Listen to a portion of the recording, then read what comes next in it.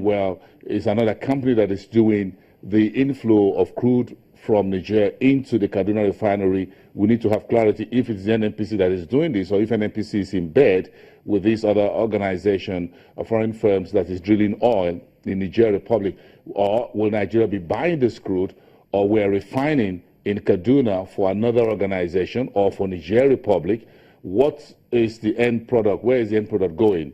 If we get this crude from Niger, will it augment the scarcity that we perennially have in the northern part of the country, again because of the distance between Lagos and Mosemi or whatever down south, where most of the depots are, and moving them to up north all the way to Maiduguri in the northeast, where you have a large depot for petrol products. These are some of the issues that the NNPC would need to provide clarity on. How much will Nigeria be spending? How much are we going to get? Are we constructing this pipeline, or does the pipeline exist already? How much of our investment is going into that? Is there going to be a building of a new refinery outside of the refinery already in Kaduna? Well, the news also say that there's going to be some investors are already discussing with the NNPC to get another refinery built alongside the existing one. Some news said it's going to be in Kano, but they're considering the fact that if there's one in Kaduna, perhaps they could share resources without laying additional pipeline to take routes to the north. So, but in all, these seem to tie in with the quest by the Buhari's administration to keep pursuing oil and gas exploration in the northern part of the country. On one hand, dealing with the Niger Delta militants. On the other hand, looking at what opportunities there exist to balance the heavy dependence of Nigeria on the Niger Delta that looks as if the militants become intractable. Over the weekend, we also heard the news that another pipeline was, another NNPC facility was attacked by the militants as well, so they keep moving in. Again, but if you start doing massively oil in the north, you need to remember that there's another type of insurgency there as well. The Boko Haram, would they also turn insurgents? Would they turn militants as well? Would you be able to police the pipeline as well? Once the Kaduna refinery gets up and running and it looks like, yes, it's going to keep doing business, then you know that the criminal elements will open their eyes a lot more into that area of business. So there's a lot to be discussed here. There's a lot for the government to weigh in, but we need clarity as to clear policy and actions that the NNPC or the Ministry of Petroleum Resources are taking as far as the northern part of the country oil and gas business is concerned. Especially with regards, pursuing oil and gas in Lake Chad Basin and also around the River Benue corridor. Yes, of course, that is also part of the conversation. How much are we spending along this line? This administration looks very hell-bent in finding oil within that region. Perhaps it is time to balance. But do we even have that much money to spare?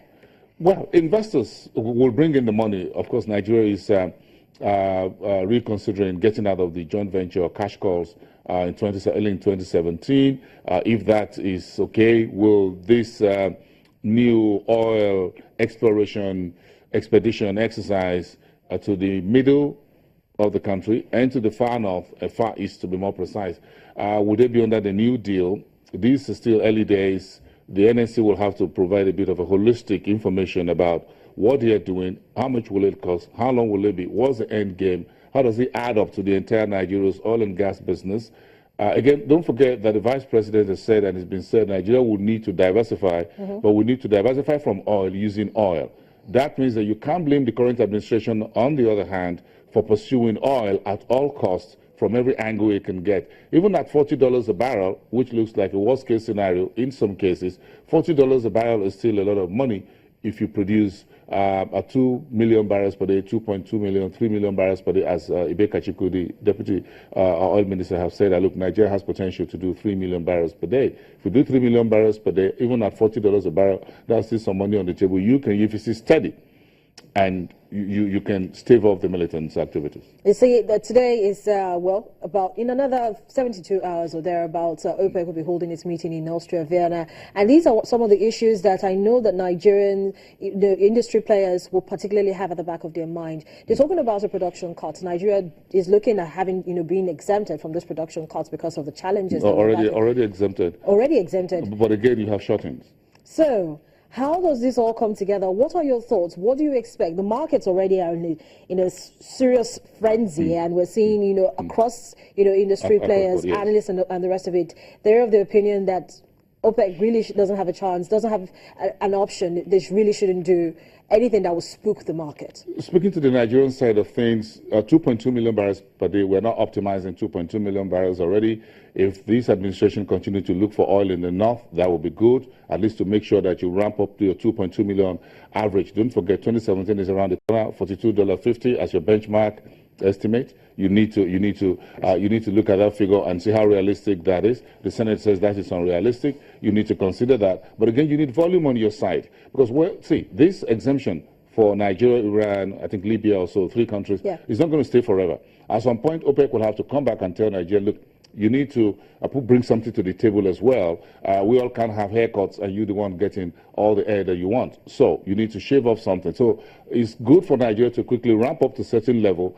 And after that, looks like even if I'm asked to court, I should be able to optimize at this level, looking at my budget, looking at my revenue, looking at my expenditure. I need to get up to this level. So if I'm asked to do some cuts, I can afford to say, okay, I'm letting 100,000 barrels a day go. Well, I can manage that within what I have. But if you're looking at the Niger Delta only as this only source of your crude output, and there's no extra from any other place, perhaps that's what is driving President Buhari's inner thoughts with the NNPC and the Petroleum Resources Ministry to say, look, we need to move very quickly into other regions and look to diversify. So we're not just diversifying to non-oil, we're also diversifying oil in Nigeria. That is what this administration looks to be doing. You're diversifying oil finds, oil output from Niger Delta to the Middle Belt to the north.